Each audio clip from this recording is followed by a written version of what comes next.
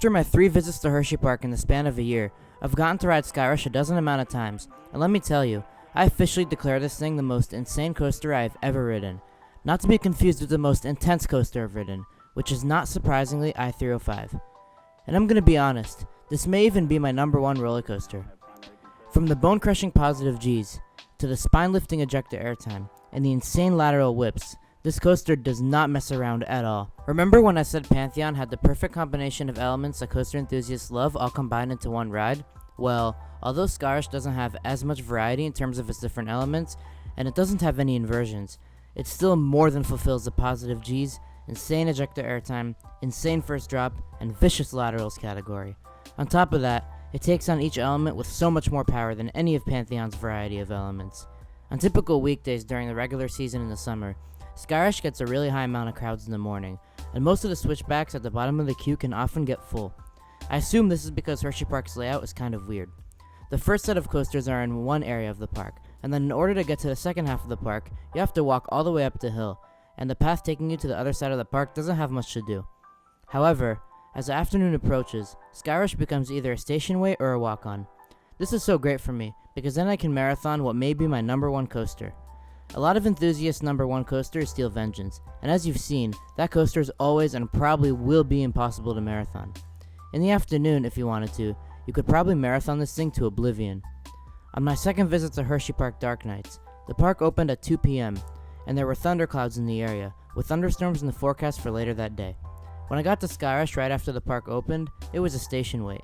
Later in the night, when Dark Night started, the whole back half of the station of Skyrush was a walk-on the entire time. As much as this coaster is beloved by so many enthusiasts, it has become a flop for the general public because of its insane nature. That's why if you ask most people who are GP, they would prefer Candemonium to Skyrush. I keep hearing rumors that Skyrush is going to be removed because of this, and I really hope that's not the case, because I like this coaster so much. I always see the line for the front seat to easily be 3 times the size of the wait for any other row combined, and I am not exaggerating. Why wait for the front when you could get 10 rides in a much better seat during all the time you would be waiting in line for the front, which isn't even that good of a seat. One thing that drastically differs the ride experience on Skyrush is sitting in the wing seat. For me personally, sitting in the middle seats makes this a top 10 coaster, but sitting in the wing seats make this by far a number 1 worthy coaster, especially in the back left wing seat. The laterals on the left wing seat are generally stronger due to the direction the coaster throws you in on those lateral elements. In the middle seats, the airtime on the 2 camelbacks is a tiny bit stronger, but not that noticeably. But the downside is that you get almost 0 laterals on the stangle dive and the cutback. On the other hand, if you sit in the wing seat, you'll get an insane lateral whip on the stangle dive and cutback. Now, it's time for me to address the elephant in the room, the restraints. Like seriously, what's everyone talking about? These are honestly better than some RMC restraints. These lap bars feel extremely open and you feel every bit of airtime. Superman the Ride's restraints at Six Flags New England actually hurt your thighs and fully block you from having any potential of airtime. Skyrush's restraints, on the other hand, let you experience the airtime and they hurt so much less. On my first few rides, I didn't even feel the restraints one bit. After my 4th or 5th ride or so, you can start to feel it get a little tight, but nothing painful at all. The only part of the ride where the restraints did bring me mild discomfort is the last airtime hill before it meanders into the brakes.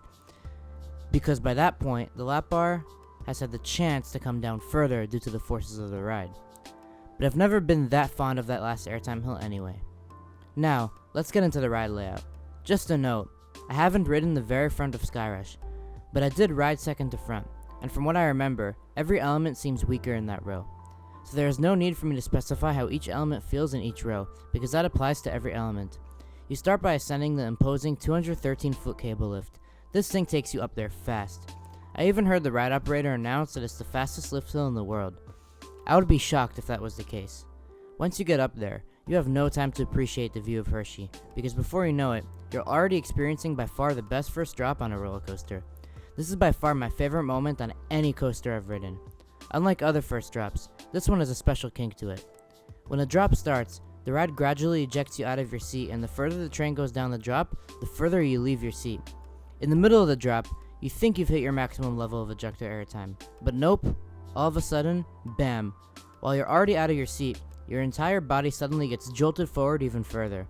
During this extreme ejector pop, you can feel and hear the entire train shake like a shopping cart. I always crave this element.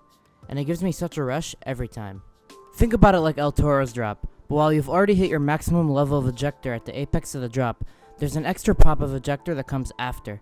I don't understand why this drop includes an extra pop of ejector, because if you look at how the drop is profiled, it seems very smooth and does not seem to feature any kinks just by looking at it. But while you're riding it, you will know for sure that this is not the case. This is by far my favorite first drop I have ridden. You can see the kink in the drop right here in the video. After you've already been ejected, you abruptly slam back into your seat and are immediately bombarded with insane positive Gs. The rapid change between insane negative Gs directly into positive Gs is quite jarring, but I absolutely love it. I gray out on this almost every single time. The one problem with this part of the ride is that for some of you who don't like the restraints, this part is not good for you. Because of all the positive Gs, the restraints are almost guaranteed to come down on you here. And this is even if you weren't stapled in the station. After that comes the first camelback hill with insane and sustained ejector airtime. You really feel every bit of that airtime due to the minimalistic restraints. If I can describe the sensation of the first camelback, it feels like your upper body's being separated from your legs, and I absolutely love that sensation. You sustain there for a good 4 seconds.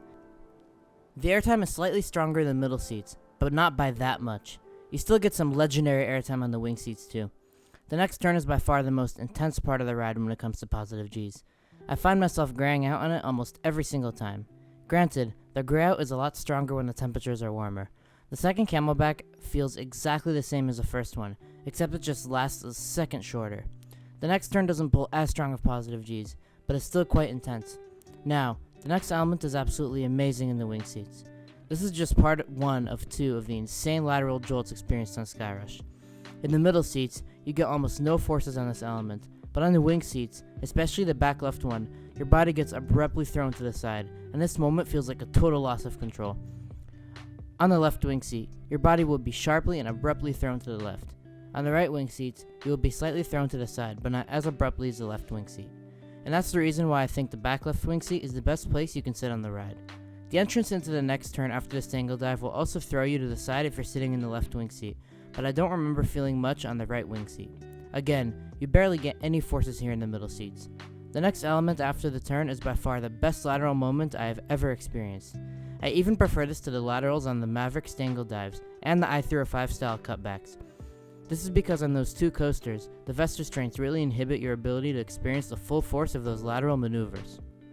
On this element on Skyrush, the restraints are very open, and it lets you experience those laterals at full force. On this cutback, your entire body gets sharply jolted to the left, and the feeling of loss of control is even more pronounced here. I struggled to put my hands up on this element every single time, and it really does feel like the coaster is about to fling you out of the train. This feels more similar to the lateral whip on Sandy's Blasting Bronco's backward section in the front row right seat, but a lot more intense. The next hill is probably my least favorite part of the ride. By then, the restraints have tightened up a bit. It doesn't really hurt. I've just never gotten that much airtime on this hill compared to the first two. From here on out, the ride just meanders around into the brakes. Here's one thing about the ride that I forgot to mention. The smoothness, or lack thereof. In the middle seats, the ride is almost glossy smooth, with a few hints of a vibration being felt mostly on the tight pullouts. The wing seats, on the other hand, are a little more jolty, and you can feel the cars shake sometimes. This rattle is nowhere near uncomfortable for me. If anything, the slight rattle on the wing seats adds to the insanity of the ride experience in my opinion, and makes it feel more out of control. Unlike Sandy's Blasting Bronco, this is not the type of rattle that you can feel vibrate in your throat. In fact, I barely even noticed the rattle on my first few rides. So, for my final score, I'm going to give Skyrush a 9.8 out of 10. Other coasters that I rank below Skyrush still sometimes get a 10, but that's if that specific coaster has no flaws. Skyrush has one flaw, which is the fact that the restraints can get a bit tight for me on the last airtime hill, and the fact that the ride has a slight rattle. Those aspects tend to also bother a lot of coaster enthusiasts too. But the rest of the ride overall does nothing wrong in terms of the way each element delivers and the ride's sheer power. I don't think we will ever be able to find another roller coaster like Skyrush. It really seems like Hersheypark did not plan Skyrush to be this insane from an enthusiast standpoint. This prototype coaster became this insane out of chance. Hope you guys enjoyed a review of one of the most polarizing coasters, Skyrush, and most of you will probably think I'm overrating it. But hey, after all, we all have our opinions, and that's what makes watching these types of coaster videos interesting. Thanks for watching, and see you all next time.